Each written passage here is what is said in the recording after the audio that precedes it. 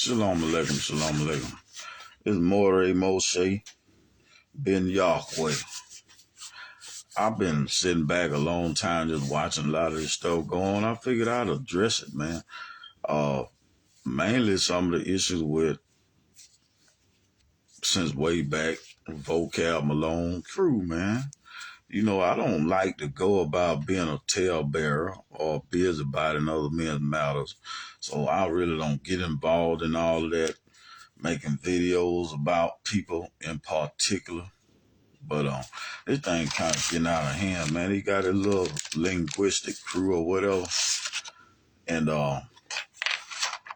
they make a lot of sarcastic remarks. Like, you know, they got some people who are considered to be scholars, right, in this world. Number one. All right, nothing wrong with that. I study from scholars all the time. But when you get to the point to where you forget that this dude you call yourself serving, they all call themselves Christians, right? Following the guy that many call Jesus Christ or Yeshua or Yesu or Jesus, and call them a lot of different stuff in this world. But they all claim to follow him, right? I guess they forget that this guy was taught by his father, the Father, all of our Father. Right? And he did not go and get all this yeshiva university, you know, mainstream university education that the Pharisees did. The religious leaders, you know, they were kind of taught in books that were produced by them for the purpose of education, just like today, right? All right. And they had a problem with him because he knew so much. And he actually knew what they knew and more. And he put things together a lot better. I'd like to remind people like Mike Pereira, Mr. Al-Matani, Mr. Zion McGregor, and others of that status that scholarship, my friend, has its place, but scholarship does never overrule being taught, having the pieces put together by the Creator. The information that you gather has to be put together. The pieces of the puzzle so that you can see the whole picture. There's nobody better at putting pieces of the puzzle together than the Creator via His Spirit.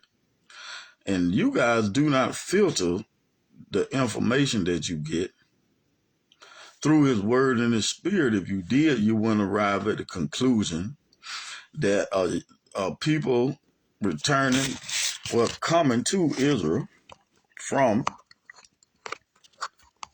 Europe after a UN decree in 1947 was a fulfillment of the return of Israel. When the scripture tells you, you see, I know what American and Western prophecy teachers teach, and I know why, because number one, you sold out to them. When you left the gold standard, you know the reason why they killed, you know, one of our former presidents whose name I won't call in this video. Start with a J, but we'll leave it right there. All right, because he opposed switching from the gold standard, where the United States only printed enough money to which they could back it with the gold that they had in Fort Knox and other places. But because they wanted to grow and greed faster, and that took money, the Jewish banks, Shalom up, I see you down there. What up with you?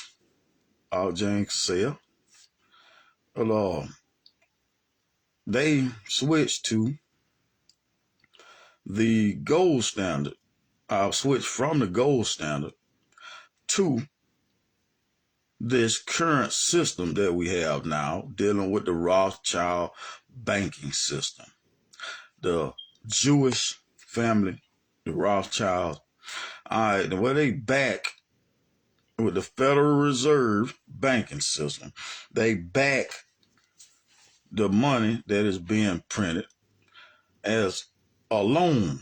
Like, we'll back this, you go ahead and print the money.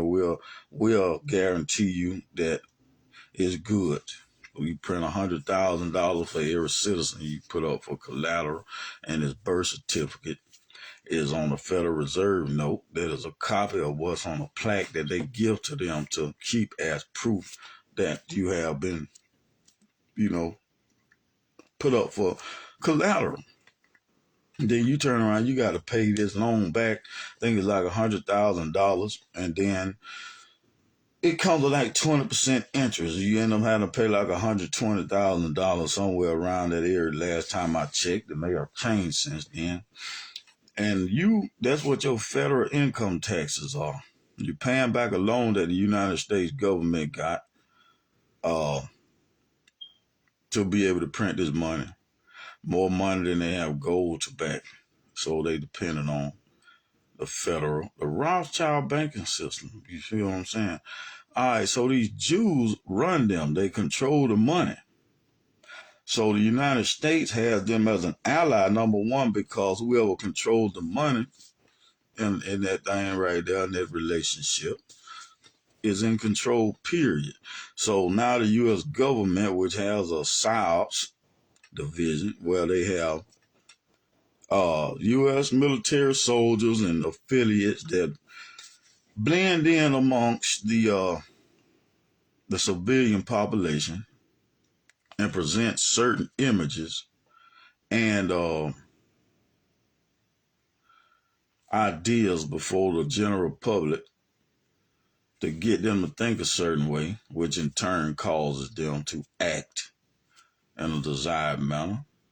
And they do this when they feel like there's a threat against the United States or its allies, in which the idea that we are blood Israelites is like, it's a threat to the economy of the United States, the image of its allies, and even the land that is allied, that backs them, controls them like puppets via the Federal Reserve Bank.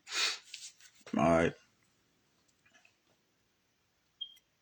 So, of course, if there was an uprising where people feel like they can prove that we are who we say we are, then they're going to organize something to counteract that and to try to discredit it, make it look bad, COINTELPRO infiltration. And I seriously believe these people got something to do with that, because they go around and they get, like, some of the easiest doctrine to disprove, like only Israel can be saved, and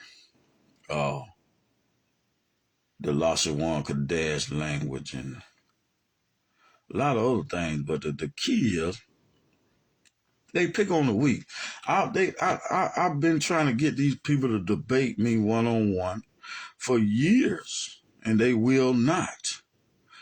I actually told Vocab Malone and his crew that I will be making a video series way back in 2019, and told him that you're not going to be able to debunk me or make me look crazy like you do these other people. You got to write one now. And then pride, he holler, okay, well, tag me when it's done. Then when he got done and he saw that I'm not one of these who do this conjecture, but I go to primary sources, I use academic sources and scientific sources and all that, and they've been ducking me ever since, man. They will not respond to what they told me to tag them in. I tagged them in it. I ain't got a response yet, but they steady running around picking on the weak. And then when I do get on, like on Clubhouse, I get on stage and talk. Guess what they do? Interrupt me. Won't let me finish saying what I'm saying. Use cheap debate tactics like Mr. Mike Pereira, who decided to use some old fancy Latin word to describe a person who claims to be an expert in DNA science but is not. But I never ever once claimed to be an expert in DNA science, but what I did claim is that I studied the works of experts in DNA science and that I can cite them and quote them, their words. They are the experts, not me, my friend. And instead of him answering my question that I broke down what the sum total of that information was concerning the DNA of these people that they support because they puppets, do boys on string, because they run the money. When I did post that, I'll come to that conclusion. I'll ask him a question. My bad, y'all. Work with me. I'm kind of frustrated. I'm trying to stay calm, be chilling. I've been working on that, but they kind of provoke you to anger, man. I'm saying this man, he's all on here talking about this doggone pseudo doctrine about Aramaic being on some pews as if that disproves anything. See, they focus on little stuff like that, but they ignore things like this. Number one, from Haaretz to Israeli outlet. This has nothing to do with a black person, period, much less a BHI as they decide to label us. It shows that from DNA testing of ancient Canaanite remains in Canaanite cities where Canaanites lived, that the J marker was a Canaanite paternal haplogroup. All right. And he's bring and I also pointed out that the limber E1b1a for the most part, paternity. And that the Foothites are Berbers and Libyans, the children of Foot, son of Ham, that live west of the Egyptians, the children of Mizraim. They were shown to be R1b, the same as Western Europeans.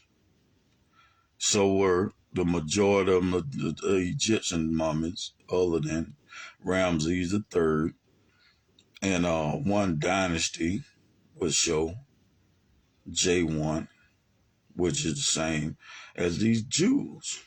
See what I'm saying? All right. Some of them also show R1b, which is a Sumerian, man. The cat is out of the bag. That's why they wear those black top hats. The Sumerians were white people who wore that black fuzzy round hat like they wear, man. The cat is out of the bag. I know who those people are. Those who carry that R1b amongst the Ashkenazim, them Sumerians, man, them ancient Sumerians, their blood even go back to prehistoric times on the maternal side, man. You feel what I'm saying? Prehistoric. Yes. Way back during ancient Sumer, man. I got eyewitness depictions of themselves. The people were white. People think black-headed people means that they were black. No, it's just think about that, a black-headed person. So what you saying? Their head was the only thing black? No. When you look at it, they wore these round circular fuzzy hats, just like these so-called Jews.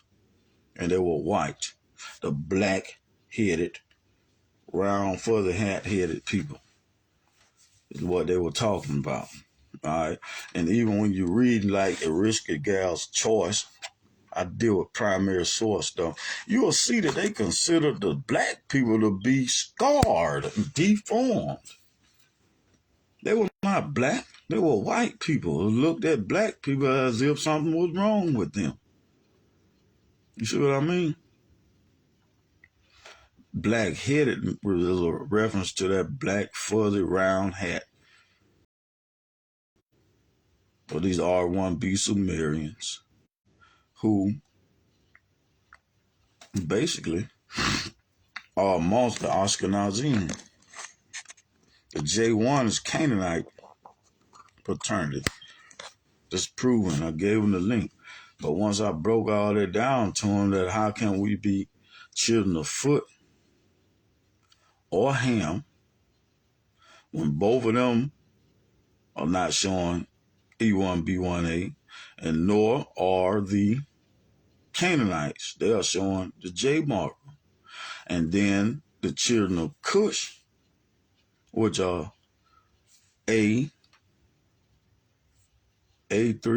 I think it's A32b. I'm not sure at this moment, but it's A2 or A3, something like that. It's an A haplogroup, which is the most common among them. Then you have the E1b1b, which is Kushite, descendant of Kush, Hamite DNA. And then you have the B. Those are the three DNA markers that show up amongst the children of Kush. A, B, and E1b1b. R1b is shown in the areas of the children of Phut and Mizraim, along with J1, and farther south around the kings of Nubia, E1b1b mummies. J mark in Canaan. Those are the four children of Ham: Mizraim, Phut, Canaan, and Kush. We are E1b1a. So I asked Mr. Mike Pereira, how is it that you expect us to claim Hamite when we do not have either paternal DNA marker of Hamites? And instead of him just answering the question, he goes into, do you know what they call a person who claims to be an expert in DNA science and is not, and then go on a long spiel about everything but what I asked them. See, what they do is they try to, when they stuck and they know their answer is going to debunk their whole position, they will use cheap debate tactics, man, to try to deflect from that question. They are cowards that will not stand up to tough situations. They use cheap debate tactics because they have been trained to do so. You see what I'm saying? When we run into somebody who got us stuck, we're going to use the versions like the straw man argument or the ad hominem, which is a personal attack against the point maker rather than attacking his point. You see what I'm saying? Zion McGregor, supposed to be such a great Christian scholar, but I murked him, slaughtered him, destroyed him in a debate about justification. Then he tried to tell me, well, that's not the type of justification being talked about there, when he asked me what brings about justification. And I posted about the rabbi, Yeshua himself. You see what I'm saying? These people are following theology, man, their own theology that differs from seminary to seminary based upon whatever that denomination teaches. They filter it through their denominational teaching. You see what I'm saying? So instead of the brother just admitting that this is Yeshua, I don't care what your other teachers talking about, because they vary from denomination to denomination anyway. Let's go to the rabbi. He said that justification is given to those who humble themselves and confess that they are sinners in need of his mercy. And those who trust in themselves that they are righteous and despise others. He said that man who said he a sinner in need of his mercy, that one went away justified, rather than the other who's trusted in himself that he was righteous and bragged about everything he did right and thanked y'all that he was not like the extortioners, fornicators, thieves, and even like that tax collector over there, and bragged about how he paid his tithes and all this other stuff he was supposed to do. Yeshua said that man wasn't justified. The self-righteous, they're going to hell, man. They're going to be in for a shock on Judgment Day, because they are sinners just like everybody else. But instead of them just humbling themselves and confessing they are sinners in need of his mercy, they exalt themselves and despise other sinners, which costs you justification. So he disagreed that that was what brought justification, even though I showed it to him. And then I brought out the word there. The word there means to be declared right. You see what I'm saying? And he just left. He turned his little snooty nose up in the air. Like, I ain't even going to say that. But that's what these people act like, man. They act like little smart mouth, stuck up females, man. That's what they act like. And they be stuck, man. They be disproven. And then they'll turn and walk off because, they see you as one who has not been educated in their, I guess, preferred manner. So even though they just got proven wrong, it don't even matter to them. It don't even count because he ain't got this degree or that degree. But guess what? I ain't got to have no degree to tell you that 2 + 2 = 4. I don't have to know everything about math, period. I don't have to be a math expert to be right when I tell you about this one particular equation. So what they do is when you are right about this one particular equation that 2 + 2 = 4, because you are a Hebrew Israelite and they are programmed to be against you and biased, they will say, well, you're not a mathematician. What degree do you have in mathematics? And all this and this and that. You're not an expert in mathematics. I didn't claim to be. I just, you know what I'm saying? This right here, brother. 2 + 2, this = 4. I don't care if I got a piece of paper or not. 2 + 2 = 4. Deal with that. Prove that wrong. You see what I'm saying? But Mike did not do that. Zion, he didn't deal with that. You see what I'm saying? These people have become self-righteous hypocrites. Their doctrine requires the Bible to be a lie. The prophet Isaiah told us exactly where Yahweh gathered his people from, and so did Zephaniah. And it also told us how, not just from where, because this, my friend, what you see going on with them people over there, this is a plan of some people who picked up this Bible and said, this Bible ain't true, but this is a good way for us to pull off our desire to take over the world. And they started acting out what is written in this Bible to bring about their world takeover, right? That's where they screwed up at. You see what I'm saying? Because this Bible tells you that the second return, the first return was under Ezra. This for you, Mr. Almatani, while you dealing with these people on this doggone, hold on just a minute. Let me see if I can, well, bring them in here. Bring them in here.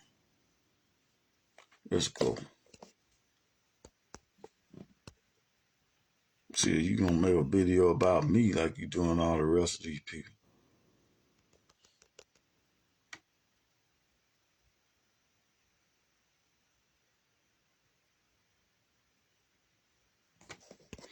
Just a minute, y'all. Just give me a minute.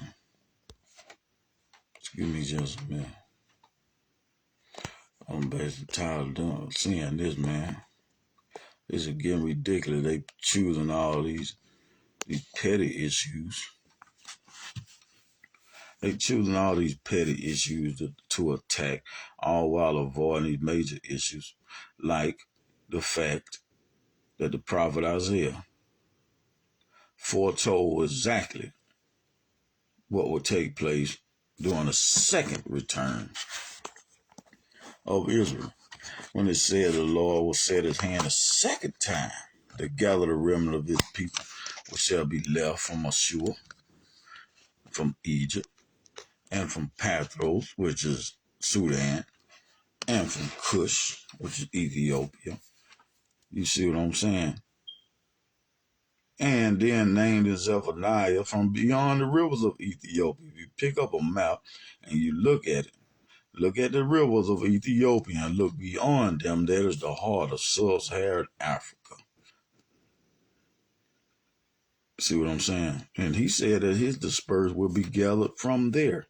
Not only that, but he went on in that passage from Isaiah to tell us that this will be done by him drying up the Egyptian sea, shaking his mighty hand over the Egyptian sea, and smiting the seven streams, so that men may pass over dryshod, and also by drying up the Euphrates River, so people can cross over it, as it was in the day that he brought Israel out of the land of Egypt.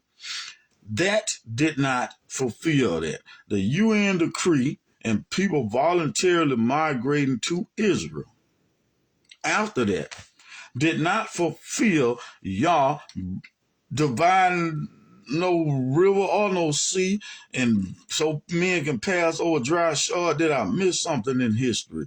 Please show me where these people that you are saying are the real Jews and are fulfilling the return of the Jews of the Bible had an Egyptian sea dried up for them, so that those in Egypt can come over dryshod, or those in West Asia could come over the Euphrates. When did he drop the Euphrates or the Egyptian sea? To gather people from Egypt, Sudan, Ethiopia, beyond the rivers of Ethiopia, and Iran, which Elam is southwest Iran, Shinar, which is Iraq, you know what I'm saying, Ashur, which is Assyria. Yes, they have gone and gotten people from these places, but it was not done by Yah. That part, dividing no river, no Euphrates River, splitting no Egyptian sea into seven streams. This is a act. This is a bold faith. They done played with the word of the living God, man. They done screwed up, man. They call themselves trying to act out something that they didn't even really believe. They believed that this book was false. But if it's not true, like Holder Copy said on the news the other day, they be throwing little hints if y'all pay attention. If it's not true, we'll make it true. You see what I'm saying? I be saying through all of this, they call themselves trying to make it true. Yeah. That's where you screwed up at, because them Canaanites in the land right now, because they supposed to be there when real Israel are gathered. And ooh-wee. There shall be no more Canaanite in the land. Y'all can pick on the weak all you want to, my friend. You can ignore when I say 2 + 2 and quoting professionals saying that 2 + 2 = 4.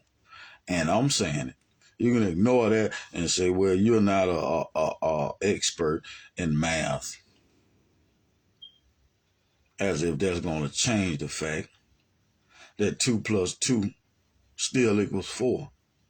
I don't have to be an expert in archaeology to be able to read what an expert in archaeology has written in a published by an academic source article, cite the article, and quote him. When I do that, you don't need to worry about me anymore.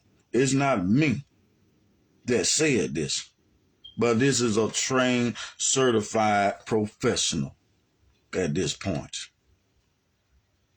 Yes, that's what you need to worry about. Stop picking on the weak. I got a whole list of all from Van Leer University of Jerusalem, man. Come on. This is by these people. Their own, very own HHF, Hebrew History Federation.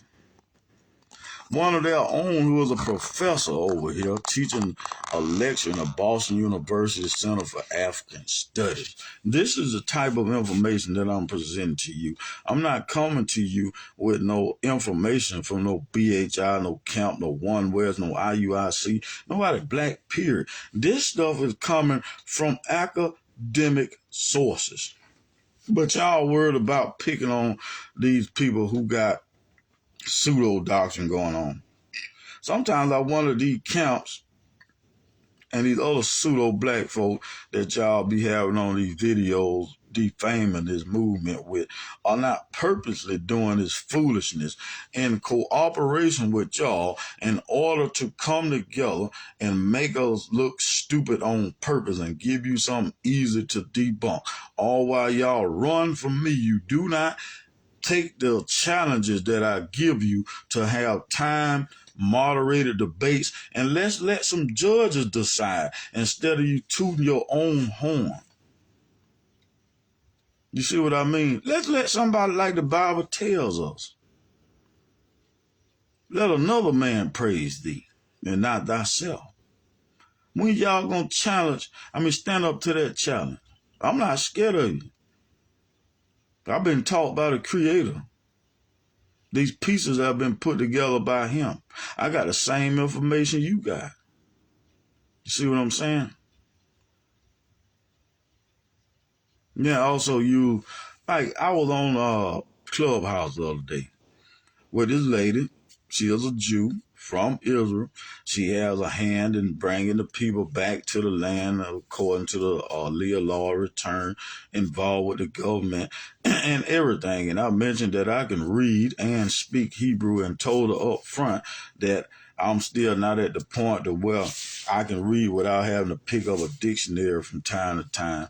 And really, it's still really hard for me to understand it when it is spoken to me, but I can't read it.